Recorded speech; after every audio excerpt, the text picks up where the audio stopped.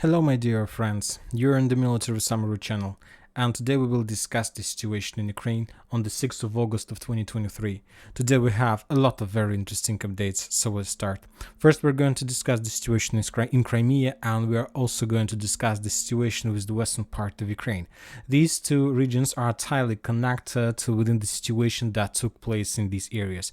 And as you know, the Ukrainians during that day managed to make another attempt to attack the Russian bridges in the vicinity of Crimea that connected Crimea itself with the South Zaporozhye and Kherson region. We are talking about Genichesk bridge, this one bridge that connects Genichesk, let's say Genichesk Girka, and the second bridge in the vicinity of Changar. And when talking about the bridge in the vicinity of Changar, this is not the first attempt to attack from the Ukrainian side. That bridge was already damaged a few weeks ago, but the Russians managed to create pontoon bridge and to repair that bridge, and currently there are no problems with this. But what is so important, what is so interesting with those attacks? The thing is that both these two bridges were attacked by Ukrainian Su-24 aircrafts and by Storm Shadow missiles.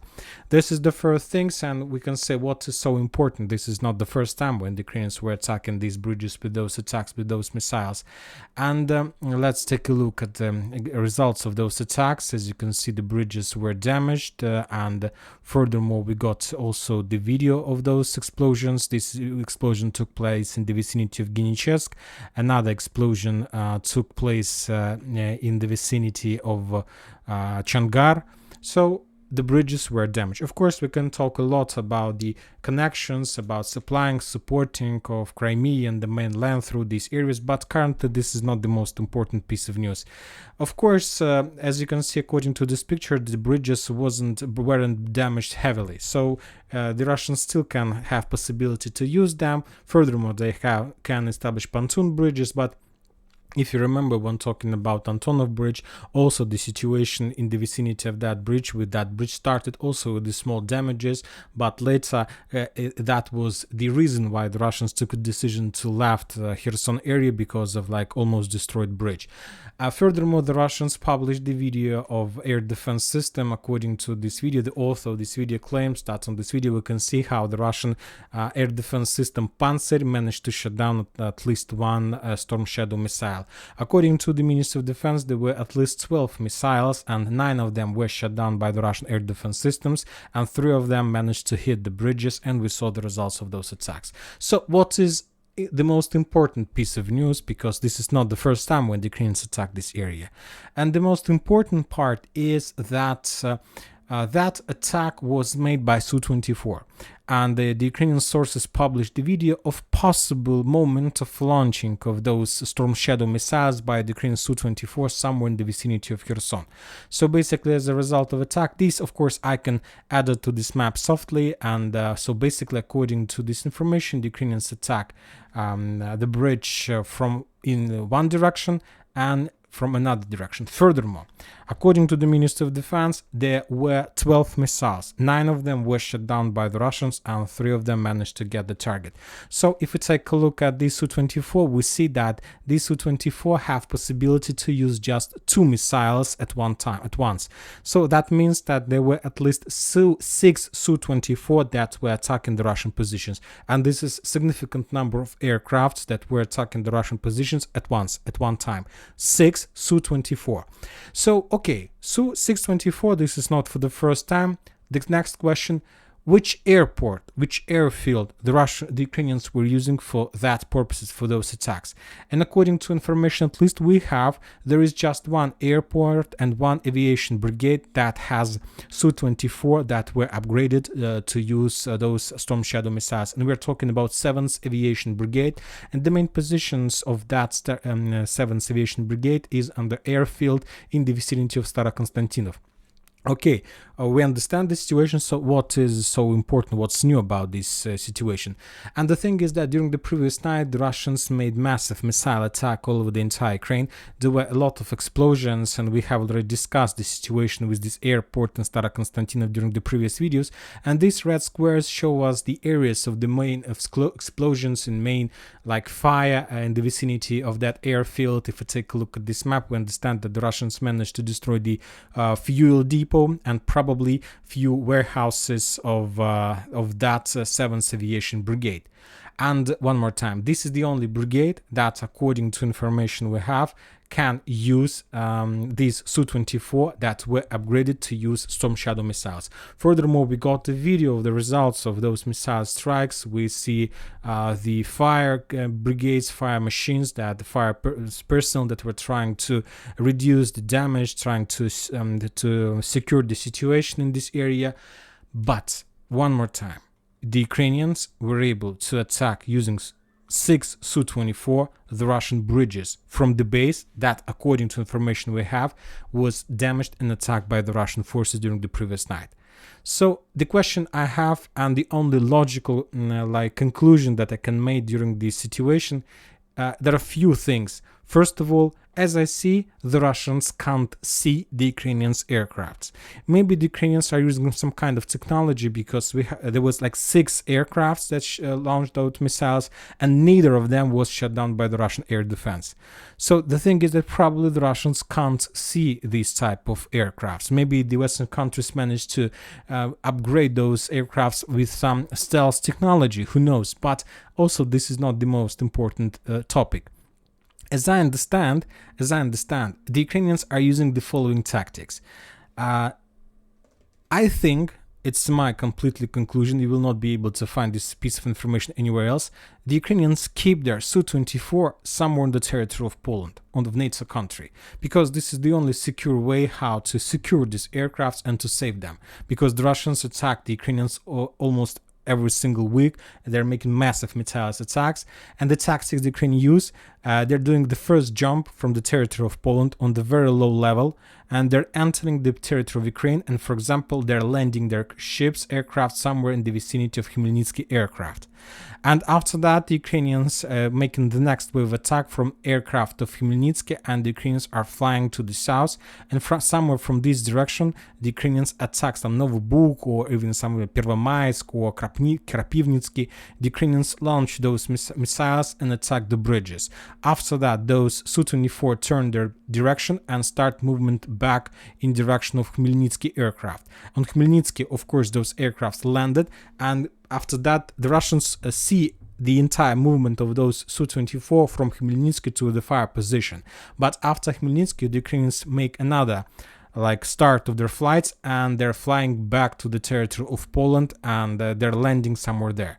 So this, I think that probably the Russians have already discovered this piece of information, but neither the Russians and the Western countries are able to provide this piece of information for people. First of all, if the Russians will tell people that the Ukrainians use the territory of Poland to attack Russian bridges in Crimea, of course, people on the ground, civilians and military experts and people, the population of Russia will require the president of Russian Federation to start attacking the territory of Poland and to start attacking the airports that Ukrainians use for those purposes. But the Russians can't do this because it will lead to the Third World War. And from the other side, the Western countries can't tell anybody that Ukrainians use the territory of Poland for these purposes, because I believe that that is already involvement of NATO in the conflict with Russia. And of course, for these purposes, you need to have permission also from people. So this situation is covered, and as I understand, both the Russians and the Western countries knows about this, but nobody wants to discover this piece of information because of big problems that this piece of news can bring for both sides, either for the Russians and for the Western countries. But as I understand, sooner or later, this piece of information will come true, and people will understand and realize the risks and the entire situation in this region. Furthermore, today we got another very interesting video.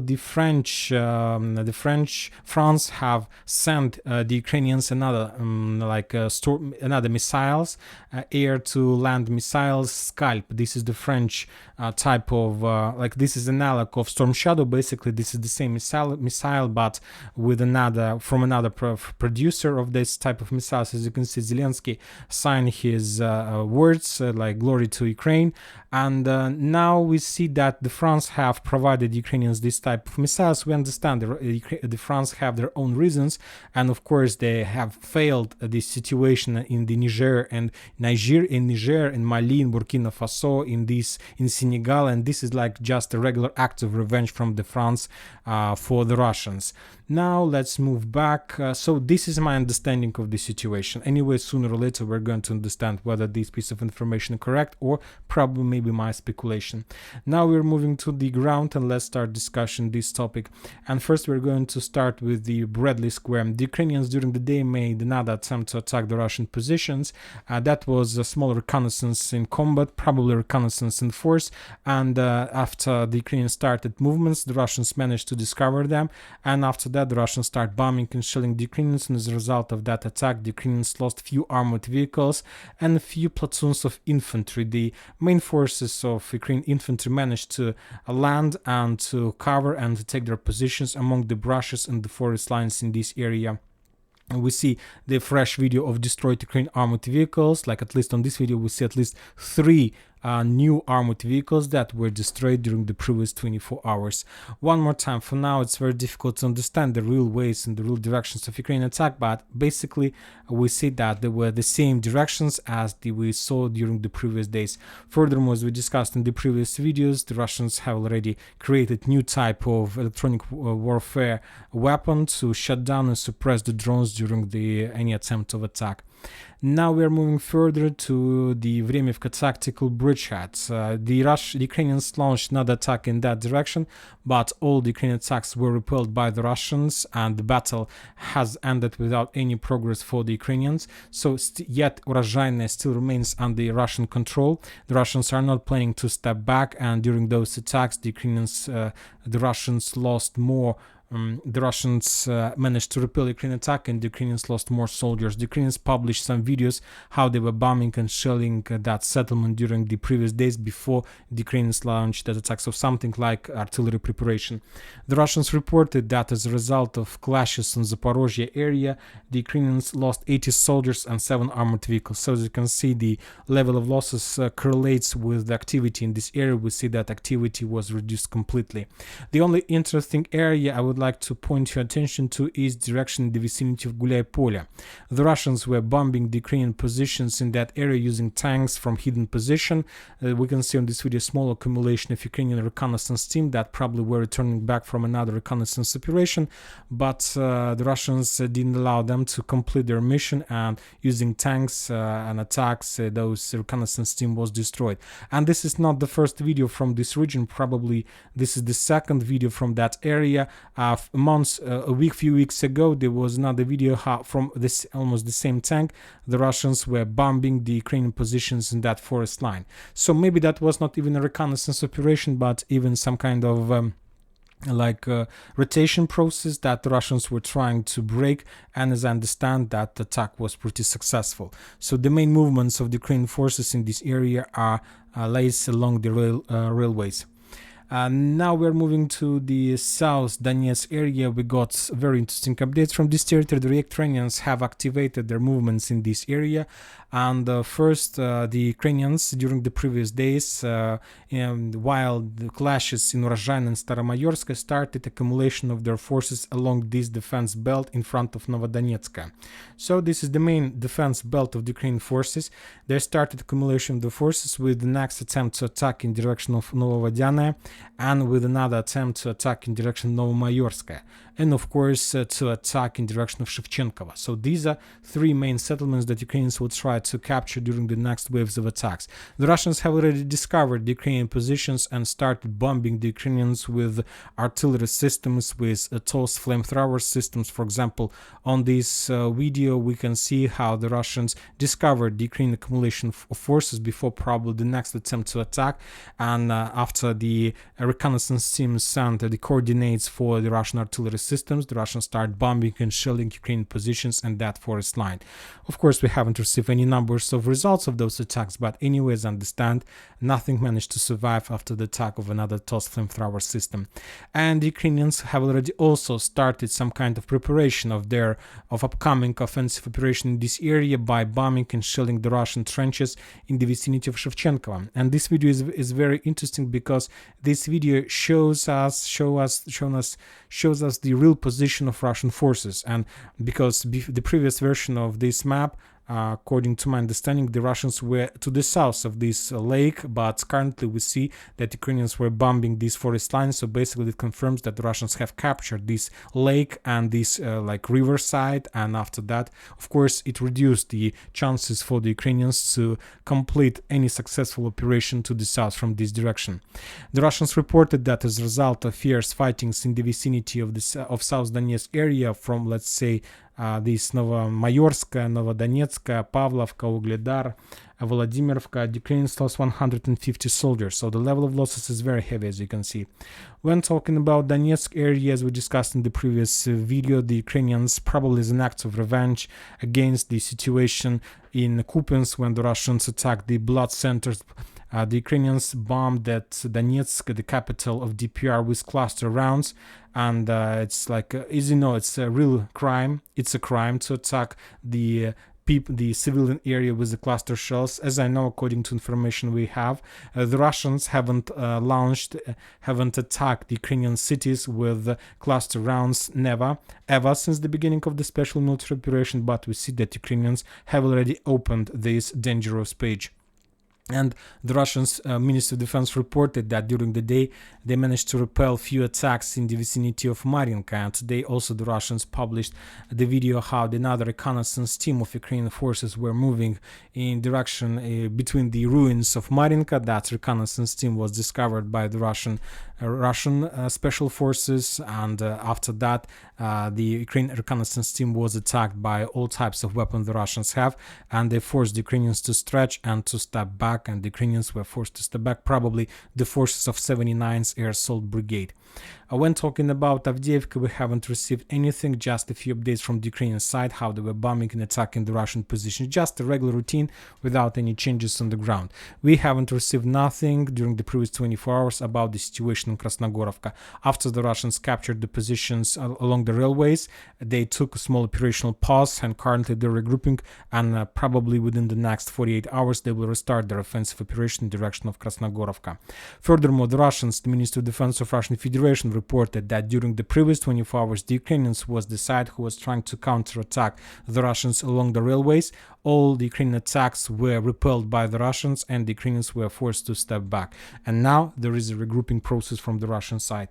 When talking about Klishchiivka, Bakhmut, Artyomovsk, we stopped receiving any updates from Klishchiivka. The Ukrainians, as I understand, took a decision not to continue any offensive operation. At least they, for now, they don't believe themselves. They see that they don't have possibilities to attack, to capture this settlement. The Russians are in defense state, and they're attacking the Ukrainians among the fields. The Ukrainians don't have even a settlement where they can hide and have their small base or at least some operational center. And the Ukrainians managed to capture the forest lines in the western part of Klishchiivka. The Russians controlled the situation. On this video we see how the Ukrainians landed their infantry and infantry capture took their positions in the trenches. The Russians, of course, controls everything, and as a result of drone attack, the Russians destroyed that trenches. I'm not sure that the Russians managed to deal a lot of damage because there is a lot of underground facilities, but anyway, just an episode of another strike in this area. So no changes in this area. When talking about the northern flank, the Ukrainians, after small regrouping, made an attempt to attack the Russian positions in the vicinity of Berkhovka and Yagidne. During the previous days, the Ukrainians were bombing and shelling the Russians in this area, and this is not the first attempt of attack by the Ukrainian forces. The Ukrainians, first they were trying to secure their flanks. On this video we see how the Ukrainians managed to discover the Russian ammo depot somewhere between Dubovo, Vasilievka, Orekhovo, Vasilievka and Grigorovka, and the Ukrainians dropped the bomb, and then we got a very powerful explosion. Basically the Russians lost probably a very powerful operational ammo depot somewhere in the forest between Dubovo-Vasilievka and Grigorievka. Also, the Ukrainians were bombing the Russian positions in Dubovo-Vasilievka. All these events took place exactly these days. The Ukrainians attacked the Russian positions in Yahidne, in Berkhovka. They also destroyed another position or even ammo depot, and after that artillery preparation, the Ukrainians launched their offensive operation. This is the episode of yesterday's attempt of Ukrainian side to capture or to penetrate the Russians' defense belt in the vicinity of Yahidne. The Ukrainians were attacking from along the railways in direction of Yahidne. The Russians managed to discover, and using artillery system, they managed to destroy at least 2 armored vehicles. The Ukrainians were moving along the railways in direction of Yahidne, and today the Ukrainians made another attempt to attack. The Russians reported that as a result of those clashes, the Ukrainians were using at least 2-3 tanks and 3 personal carriers, armored personal carriers. 2 tanks were destroyed and 1 personal carrier was destroyed as well. When talking about the losses, the Ukrainians had at least 10 soldiers wounded and around 5 were killed as a result of that offensive operation that Ukrainians were trying to implement during the night period of time. And the Russians also published the video of those attacks that the Russians were bombing the Ukrainians while they were moving along the fields. Anyway, that attack was repelled by the Russians and the Ukrainians were forced to step back. As I understand, that was another reconnaissance operation by the Ukrainian forces. Probably that was reconnaissance in force, not reconnaissance in combat. But anyway, that operation haven't gave Ukrainians nothing, just losses.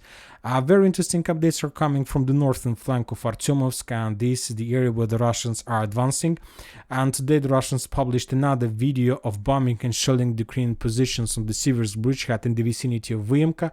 The Russians are bombing the Ukrainian positions along the railways and the west to the east of the railways. And basically, the Russians also use the cluster rounds, as you can see on this video. And basically, the Russians are trying to clear the movements of their and to clear the passage, the safe road for the Russian forces that they will be able to use along the railways. What is so interesting in this video, and if we will increase the number of updates, that during this month, just during the August, the Russians have already published 3 videos, and as you can see, all of these videos are along the railways. This is the first video that we got from this area, was published by the Ministry of Defense. The Russians just were bombing the Ukrainian positions using the mortar system known as. A little bit to the north, the Russians were bombing we got this video today, the Ukrainian positions and trenches and fortifications, and a few days ago we got another video of usage of guided bombs, and as a result of that attack, the Ukrainians lost a very powerful stronghold. Anyway, we see that the Russians are clearing their passage, and I expect that after the end of artillery preparation and clearing artillery preparation, the Russians will continue movements along the railways, trying to force the Ukrainians to step back. And of course, the main target in this operation is going to be Vyemka. Of course, it's going to be a very difficult operation from the Russian side, but we understand the value of this operation, and if the Russians are able to complete this operation, this is going to be the full collapse of Ukrainian defense in this area. This settlement, this territory will be split in 2 parts. The Ukrainians can say goodbye to any northern offensive operation, and they will basically be forced to step back from Razdolovka and Veselye in direction of Kuzyumovka. So basically they will be forced to establish their defense positions along the railways that goes from, let's say, Stolidar to Seversk, if the Russians can clear the railways in this area and to make a powerful push to the northern direction. Basically, this is exactly what the Russians are trying to implement currently. Now we're moving further to the north. Let's finish with Donetsk area. The Russians reported that as a result of fierce fightings on Donetsk area, the Ukrainians lost 170 soldiers and 8 armored vehicles. When talking about Kupiansk and Liman, we haven't received almost nothing. I'm talking about geolocations. The Ministry of Defense reported about clashes, about offensive operation in this area. A lot of mappers have already updated their maps showing this area, with this forest in the vicinity of Karamazinovka under Russian control, and probably nothing special happened there. The level of losses is not so heavy. On Liman, the Ukrainians lost 110 soldiers. On the Kupiansk front line, the Ukrainians lost 50 soldiers. The Russians published a lot of videos from the Novoselovska. For example, in this video we see an episode of Russian offensive operation, just a few attacks, few explosions, few artillery strikes. On this video we see how the Russians managed to clear the settlement, and after that they start bombing and shelling the forest lines and trenches of the Ukrainians around the settlement. And these settlements, of course, which confirms the combat line, which confirms the Ukrainian positions and the Russian positions in this area. When talking about Kupiansk, the Russians continue saying and reporting that they managed to advance and they managed to develop the Russian positions in the vicinity of Vilshany, in the vicinity of Sinkovka, Takarovka, and of course in the vicinity of Petropavlovka. But yet we haven't received any updates about capturing of even single settlement. And one more time, I'll remind you that during the previous night, the Russians made another bombing attack using guided bombs against the Ukrainian blood transfusion center. And a lot of Ukrainian soldiers, wounded soldiers, Ukrainian soldiers were destroyed as a result of that attack, and as an act of revenge, the Ukrainians start bombing and shelling Donetsk with the cluster rounds. So that was a terrible night, of course. Now let's move a little bit from the situation in Ukraine, and of course a lot of people have questions about the situation in the Black Sea and how the Russians are going to solve the issues with the ships, with the supply and supporting this area and so on. Today we got a very interesting picture of the Russian rivers, and basically this is the Russian river logistic that the Russians use for redeploying of the ships. So basically I'm not saying about the modern nuclear submarines, but sometimes some types of ships, of boats, the Russians can redeploy, let's say from the Baltic Sea, from the Northern Sea, from Caspian Sea to the Black Sea using the local rivers. So for the Russians there are no problems for supplying, supporting and reinforcing the military group in this area. The only question is that currently the ships is not the type of weapon that the Russians need to use in the Black Sea against the Ukrainian Navy drones. They need to find a solution of their own Navy drones for these purposes. Now we are moving to Saudi Arabia. As you know, today there was the first day of negotiation process between the 30 countries. They were discussing the peace agreement of Ukraine. A lot of countries were involved in to these events, including United States of America, Great Britain, India, and others. Furthermore, the China was on that event, took place, and the countries were discussing the situation with Ukraine, the possible peace agreement. And the experts are saying that the most important from that meeting in Riyadh is that the Ukrainians are no longer insist on their Ukrainian peace model. Currently, nobody even talked about that. Currently, people are talking about the new model that will be implemented by the Crown Prince of Saudi Arabia. So this is the situation about the Ukrainians and their plans regarding restoring control over entire Ukraine. When talking about Niger and about Nigeria and about the situation, as you know, as we discussed, Wagners have been already redeployed at least some forces to this area, and as you know, today is the last day of ultimatum from the African countries to restore the legal form of power in Niger. So we'll see what is going to be the next steps of the Western countries, but something tells me that I'm not sure that African countries are willing to spill their bloods for the Western interest or something like this.